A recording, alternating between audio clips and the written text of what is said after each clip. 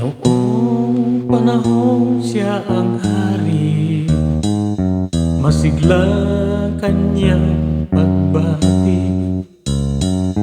Mahigpit ang hawak ng mga daliri, at ang lakad na may matuwid. Mahusay ang kanyang talumpati, mag-isip kung siya ay magdami. Malalim ang kanyang pag-iisip, at lahat ay sa kanya nakatitig.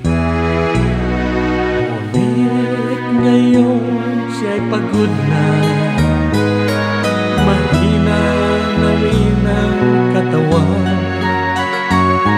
Nagmamasdan na lamang sa bintana ang unti-unting pagdaloy ng ulan.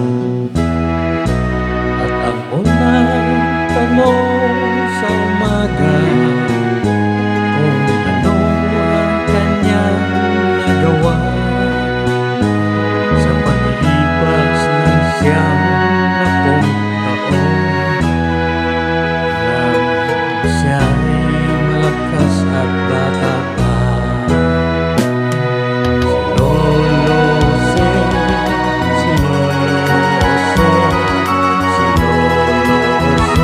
matanda na,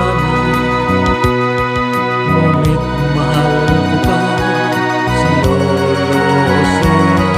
Kahit siya ngayon ay laos na, sa piling ng mga alaala, lagi na lamang nag-iisa.